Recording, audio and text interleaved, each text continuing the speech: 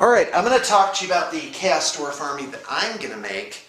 And by the way, this army, it's got a couple of incarnations. One is the army that actually has a little bit of movement in it. And the other one is the static army, which is the good one, by the way. And then there's one where I just kind of do it all. Alright, so, yeah, you get to look at a blank screen, apparently. Okay, so here's how I'm putting together my all-in Chaos Dwarf army. In fact, I'm going to do two different colors. I'm going to do the fast one. So in this one, you've got a chariot-sized base with a sorcerer, and he's on a Taurus, a Baal Taurus. Oh yeah, Taurus.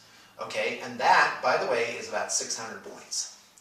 And I have a unit of bull centaurs, 3 of them. I'm going to put BC here, and that is 200 points. And in this one, I have a bull centaur hero, and he by himself is about 200 points. Now let's talk about the army proper. Let me make sure I'm lined up here. Oh, nope, I'm sure not. Sorry about that, guys. There you go. Now you can read it a little bit. Okay, so this is what it looks like for my half of the table. So over here is my opponent. He's all arrayed out. He's got his troublemakers and his big monsters and his artillery and schlep over there. A couple of heroes in here maybe. Okay, so now we're on to core. So I'm going to have 2 units of fire glaives. I'm going to put FG here. FG, FG. These are times 20. And just those 40 models, just those 40 models. That's funny. We saw all these skirmish games over the weekend where it was like 20 models would have been a thing. You could get into 4 skirmish games for making this one army. But that won't stop me because this is awesome. Okay, so fire glaives. And what I'm going to do is I'm going to buy the hand weapon. I'm going to buy 20 hand weapon shields and 20 fire glaives. And then I'm going to paint up the hand weapon guys with like glowy magma weapons, right? So here's how that runs. That means I can have a unit of 20 fire glaives and a unit of regular hand weapon guys. Or I could have 20 fire glaives and turn those guys into, turn the other guys into Iron Sworn, which are the elites. And the glowy weapons are there in sorcered weapons, which give them +1 strength, as you may recall. Okay, so that's what I have. So the fire glaives, if you think about it, there's a 24-inch gap at the beginning of the game, typically. So your opponent might deploy farther back. You might deploy farther back. In fact, you probably should deploy farther back. So you fire when you see the whites of their eyes. So once they move up past this thing, blam! Shot number 1! Exclamation point. And then if they charge you, you'll get another shot, and if they fail, you get a 3rd shot. So you're going to get 2 or 3 shots off here, like volleys with the fire blade. Blam! They do suffer long range, so ballistic skill 3, long range is 5-ups to hit, but they are strength 4, 10 shots, so that really is not too bad. You're going to peel off some of that opposition. But this isn't where the pain happens, because the fire glaives, once they hit, the fire glaives now give +1 strength. So that's awesome. Now comes the real pain, which is, oh, by the way, this is 600, or I'm going to say, I think with commands and stuff, you can push it to 700. So you're real safe with this as your core for a 2,500 pointer. You'll probably have to add another unit. The other way was to do the 2 units of fire glaives of 10 and 10, and then 1 block of guys in the middle, and maybe build up those blocks as time goes on, because you need to get up to 750 for a 3,000 point game. So let us continue. So now, oh now, we bring out the war machines, and here's where it gets crazy.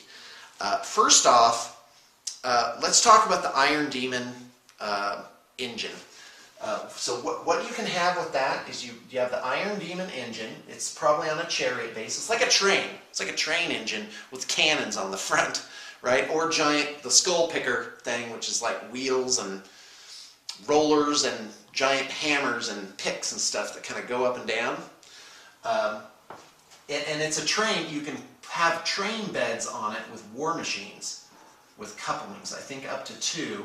So this is 300 points, and then the war machines are however many points there are. So, and there's lots of weird rules about this, but the important one to remember is if you uncouple the war machines, for the engine to be effective, it really needs to move around. I think the skull picker is the best thing, so you have to uncouple these. But the problem is, even if you do that on first turn, the war machines can't fire when they're uncoupled. But the way I'm reading it is you can start the game with the war machines uncoupled. So that means for 25 points, basically, a war machine can be on one of these beds, these like train beds. And but it's a land train, so it's just on like 4 wheels per side. So that's what I'm going to do, and here's why. Because true line of sight means that 1-inch height plus the Chaos Dwarfs being small, or half-inch height, I guess, plus the Chaos Dwarfs being short, means all these war machines that are on these train beds can shoot right over your line. And that's just absolutely insane. Let's get rid of that, and I'm going to tell you what I'm going to have in the army. I should have changed to blue, because like I said, this 1,000 points, this is like optional. This is the extra stuff that I'd like to get. Because the problem is, the army works best with the old castle, which is you are going to punish. I mean, you could throw a dish rag at the enemy army, and they'll be cooked after they face 2 or 3 rounds of these war machines.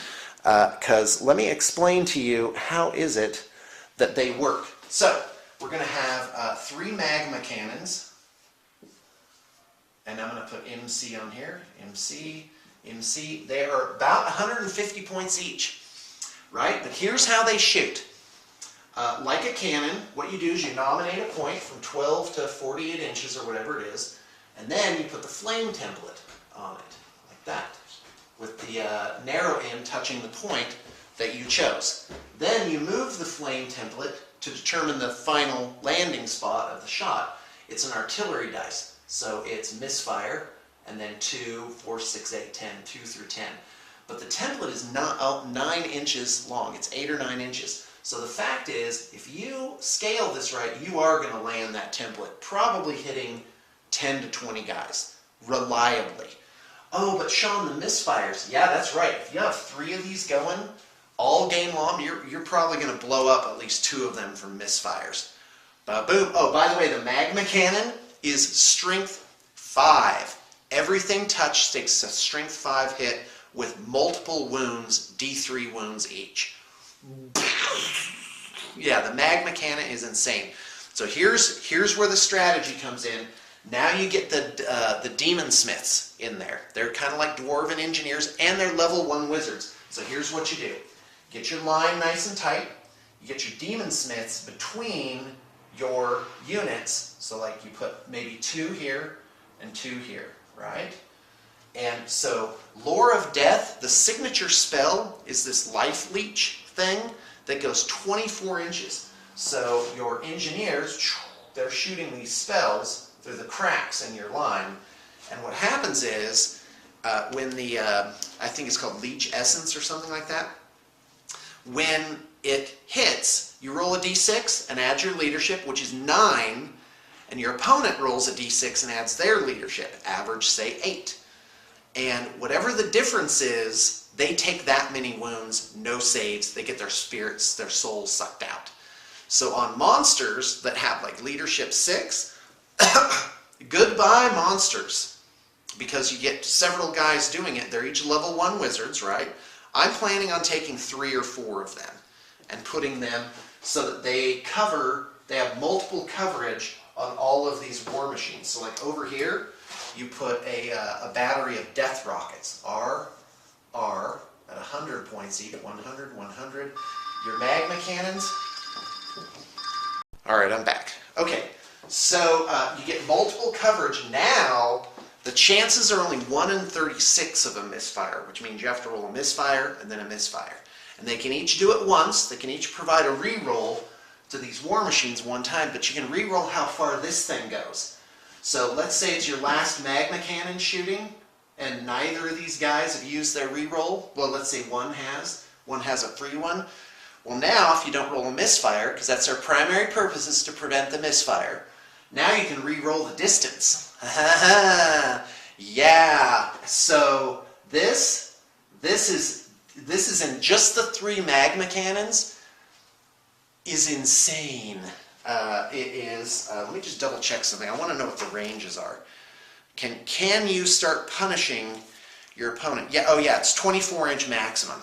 But you got to remember, 24 inches is a nominating point. Then you're going to add 2 to 10 inches, and then you're going to put the template down. Proceed firing mechanics, except instead of rolling bounce a shot, place the teardrop template with a narrow end position where the shot landed, and the wide end placed straight ahead along the direction of fire. Yeah, I'm explaining it right.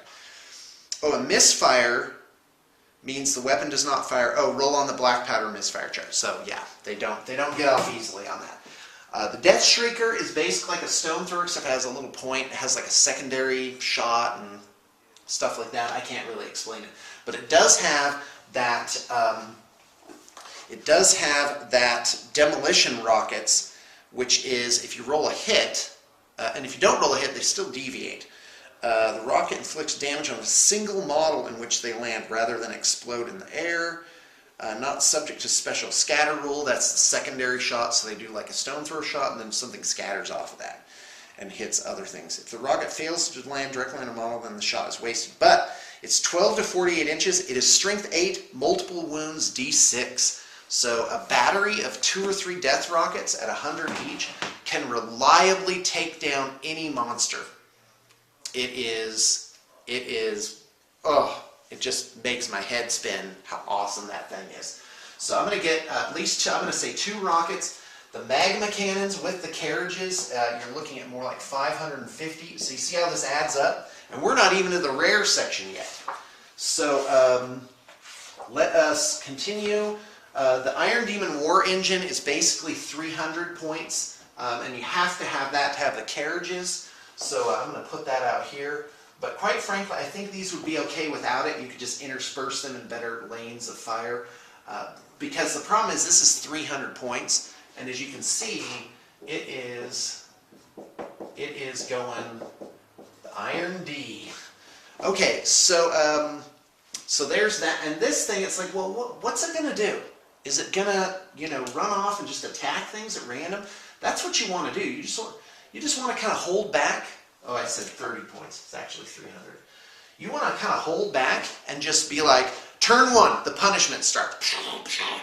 Take the first turn if you can, by the way. Oh, and you can give War Machines for 25 points. You can give them Hellbound, which is that they get +1 toughness, +1 wounds. And yeah, that's crazy. And the Chaos Dwarf crew, they are no slackers. They have heavy armor and toughness 4, so not too bad there. They're some tough cookies. Hellbound has a downside. If you roll a misfire, you take like the crew takes D3 wounds. Doesn't matter. With the Demon Smiths, you are not taking any wounds. And by the way, you're looking at 500 points for 4. We're going to say 400 points for 3. You'll just get rid of one of those, just to kind of keep our costs within a reasonable line. And again, we haven't even got to rares yet. So rare is the Wolf Riders Dreadquake Mortar. I'm definitely going to take at least one of these. It is 195 points, so it's actually pushing at least 200. I'm going to call it the DQ. The big DQ, we're going to call that 200. And that thing fires a large template, strength 5, multiple wounds, just like the Magma Cannon. But it also, a unit that's hit with it, counts everything as dangerous terrain the next turn, and some other things too. It's bad. In fact, let's just take a look at that, just so you know. Kadai Destroyer would be fun, but we don't have points, and I'm not sure that's as fun as the. It doesn't go with the, because the Kadai Destroyer is run up and attack you in close combat. Well, we're going to wait for them to come to us and start the punishment. And so let me just see. Oh, Dreadquake Mortar. Quake, units suffering casualties must pass a test of dangerous, so it automatically happens. They count everything as dangerous terrain, and War Machines are treated as chariots in this respect. I don't know what that means. It does have slow reload, but you can circumvent that to a great degree, or you can circumvent that by having an ogre. There's a slave ogre you can put on it to make it fire more. It's strength 5, 10 into the hole. It's a stone thrower. Multiple wounds, D6, armor piercing, and it is insane. If it does misfire, though, it does suffer -1 to the result, which makes it more likely to just blow up. But again, doesn't matter because you can have your demon smiths scattered around, and they're going to prevent the horribleness. And so that is about. And they can take hell cannons, and you can take a siege giant, but no thank you to the siege giant. Hell cannons could be cool, but with all this other stuff, oh man, I'm gonna try for that as well. Oh, if you get the carriages. Well, and the other thing is, I think if you have the Iron Demon, only like 2 of them can have the carriages, which is not as good as I thought it was. So you can't just kit your whole army up. But Hellbound is a really good defense for that. The carriages make it so they're behind a wall, and they have steam carriage. Oh, and they get hard cover versus shooting attacks. So -1 to hit them in close combat, -2 to hit them with ranged attacks. And hold on, I just need to find the demon engine. So hold on, steam carriages. Others may move normally. War machines has kinds of hard cover. But how many can have them? So we got to go to the Iron Demon the Iron Demon engine. Carriage hauler may haul 1 or more steam carriages. May be targeted if the carriage is charged. May not be locked in combat. Train is destroyed. Weapons matter may only fire. Stationary. A single carriage without reduction. It hauls 2 thing. Yeah, it says it may haul 2 carriages, but then its move is reduced to 3. And it does if they're locked in close combat, they can move off if they're on the carriages, which is a nice feature. But I don't know. I don't see the 300 points for the Iron Demon being workable for that, because that's the problem. Is you can't have things with like double use. You know, but if the Iron Demon does have a cannon on it, so that could be like just another thing sitting in the back and shooting. So just a little bit, I got some mixed feelings about the Iron Demon, but I'm definitely going to try it at least once. So you've got, let's take a look here. So let's add up the points. So 700 for core, 800, 900, 1300 with my demon engineers. 1850, 2050 with the Dreadquake mortar. Oh, and that doesn't include a sorcerer on foot. That is or a BSB. So we're already up to 2,500 just with our heroes. So you put your BSB in here. You put your sorcerer prophet on foot, right? Prophet, BSB. And now you reduce that by some if you go with this route, and this brings it up easily to 4,000 points because you're adding effectively a Baal Taurus and 400 points of other units. You're adding 600. Yeah, so actually with all of this, it's about 3,000 points. You can easily push it up to with upgrade because they have a lot of upgrades in there. Like a war machine can go up 50 points like that. It can get the carriage for 25. And it can get the Hellbound for 25 too. So kablam on that. It is, I have to say, I'm real excited about the Castors. If anything, I think this is too many war machines for too little frontage. I probably would, now that I'm kind of looking at it, I would probably drop this, drop 1 or 2 things, and get my guy on Baal Taurus, and throw in the Iron Demon and make a problem.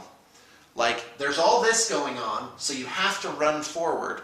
Oh, but there's a Sorcerer Lord on Baal Taurus running around behind lines, like killing things, and okay, so now I got to deal with both of those things. So that is actually one way you could do your regular fortress, or you could combine in some troublemakers there.